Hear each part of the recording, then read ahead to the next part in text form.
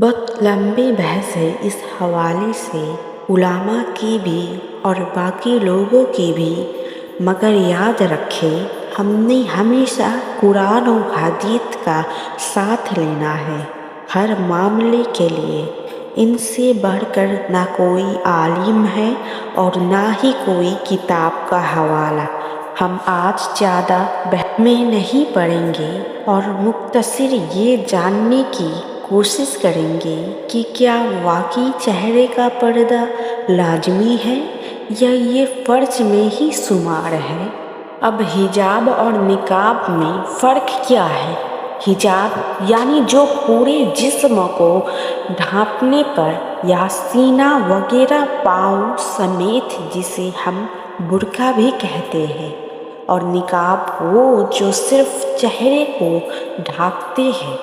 पहले तो आप अपनी जहन से इस गलत फहमी को निकाल दें कि पर्दा चॉइस है।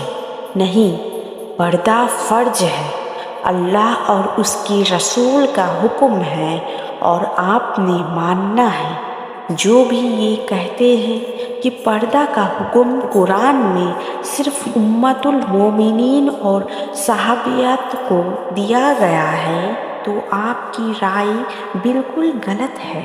अल्लाह ताला ने कुरान में जो अहकामात दिए हैं वो हमारे लिए भी है, लिहाजा कुरान ने कह दिया तो आपकी राय बिल्कुल ज़रूरी नहीं है। दूसरी बात, हमारी बहुत सी बहनें चेहरे का पर्दा नहीं करती। किसी ने भी अगर ये हवाला दिया है कि चेहरे दिखाना जायज़ है तो उसके लिए हदीस के पीछे का पास मंजर भी जानना ज़रूरी है। कभी कभी हम पूरी तरह किसी हदीस और आयत को बगैर समझे बयान कर रहे होते हैं, उसका बैकग्राउंड जाने बगैर, जो खतरनाक साबित हो सकता है। तो याद रखें, हमें कोई हदीस या पुरानी आयत में वज़ह बता दिया गया है कि चेहरे को खुला छोड़ा जा सकता है सिवाय हज करने के। जैसे एक हदीस में है कि उम्मुल मोमिनीन आयशा रज़ियल्लाहु ताला अन्हा कहती है कि सवार हमारे सामने से गुजरते और हम रसूलुल्लाह सल्लल्लाहु अलैहि वसल्लम के साथ एहराम बांधे होते। जब सवार हमारे सामने आ जाते तो हम अपनी निकाब अपनी सर से चेहरे पर डाल लेते और जब वो गुजर जाते तो हम उसे खोल लेते। तो इससे पता चला कि सवार आते तो निकाब करते वरना खुला रखते। और यहाँ सिर्फ हज की बात हो रही है। मुसलमान औरतों से कहो कि वो भी अपनी निगाहें नीची रखें और अपनी असमत में फ़र्क ना आने दे और अपनी जीनत को जाहिर ना करें सिवाय उसके जो जाहिर है, और अपने गिरेबानों पर अपनी ओढ़नियों डाले रहे। सबसे पहले तो आप ये बातें कि फितना कहाँ से शुरू होता है, चेहरे से। अपने अक्सर शेर और गज़लों में भी चेहरे की ही तारीफ सुनी है और ये बताए कि नज़रें नीची रख के चलने को क्यों कहा गया है, नज़र की हिफाजत का क्यों कहा गया है, क्योंकि आपकी नज़रों से ही सारा फितना शुरू होता है। और नज़र कहाँ पड़ती है? सबसे पहले चेहरे पर।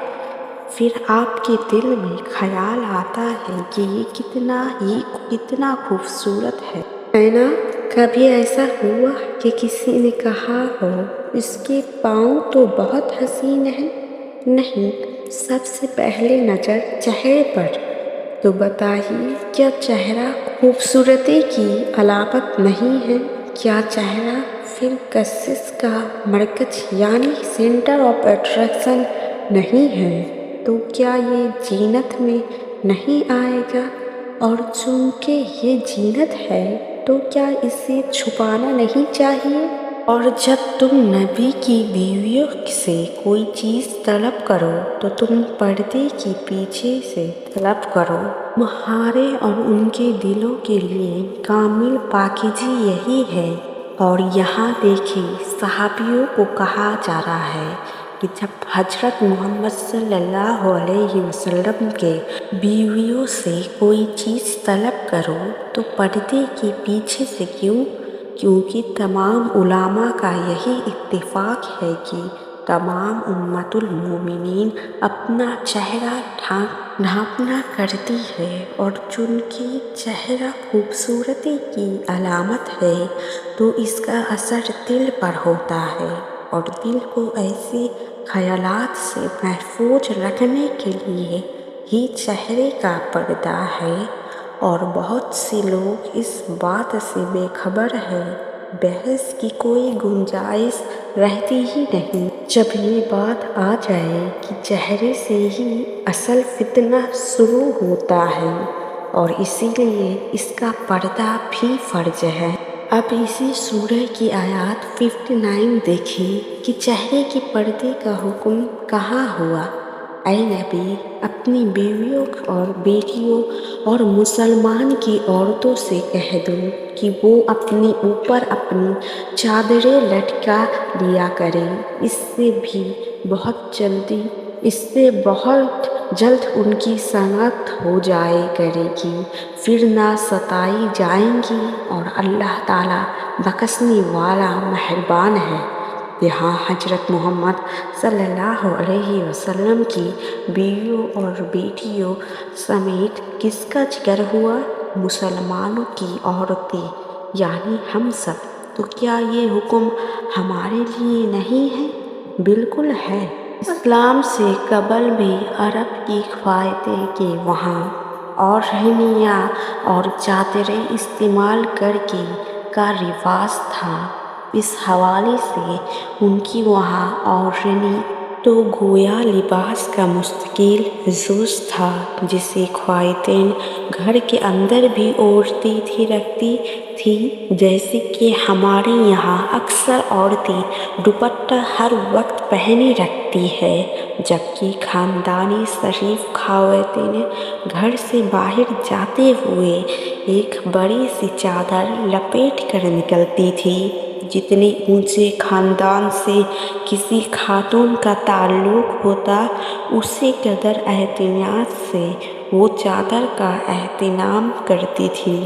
البتہ عرب کی خواتین کی یہاں اسلام سے پہلے چہرہ ڈھانپنے کا کوئی رواج نہیں تھا، چنانچہ اس حکم کے تحت خواتین کی چادر اوڑھنے کے ساتھ یہ بھی اضافہ کیا گیا کہ خواتین گھر سے باہر نکلتے وقت اپنی چادروں کا ایک حصہ اپنے چہرے پہ ڈال لیا کریں، یعنی گھونگھٹ لٹکا لیا کریں۔ اسی حکم کی بنا پر خواتین کی نقاب کرنے کا تصور پیدا ہوا ہے، اور نبی پاک صلی اللہ علیہ وسلم کی بیویوں سمیت باقی مسلمان عورتیں بھی شامل ہیں، اسی لیے یہ حکم ہمارے لیے بھی ہے۔ تو لہٰذا ہم سب کو اتنا پتہ ہونا چاہیے کہ عورت کا حسن اس کی زینت ہے۔ تمام ایکسپریشنز چہرے پر آتے ہیں اور دیکھنے والوں کو بھی پسند آتے ہیں، پھر چونکہ کچھ کے دل میں بیماری ہوتی ہے، اور جب وہ غلط نظروں سے دیکھتے ہیں تو ان کے دل میں بھی برے خیالات آتے ہیں، جو پھر فتنوں کا باعث بنتا ہے۔ اور اگر آپ کا چہرہ ڈھانپا ہوا نہ ہو تو اس فتنے کی وجہ آپ بنتی ہیں۔ اب آپ یہ نہیں کہہ سکتی کہ اس کی نظر خراب ہے، یوں پردہ میں کیوں کروں؟ نہیں، آپ کو حکم دے دیا گیا ہے، آپ اپنا کام تو کریں، اللہ کا احکامات پر تو عمل کریں جو آپ کے لیے ہے، اور اپنے چہرے کو اس طرح چہرے کو اس طرح ظاہر نہ کریں، چاہے وہ باہر نکلنا ہو، شادیوں میں مکسڈ گیدرنگ میں جانا ہو یا سوشل میڈیا پہ اپنا چہرہ دکھانا ہو۔ اللہ ہمیں صحیح پردے کی توفیق عطا فرمائے، آمین۔ صدق اللہ خیر۔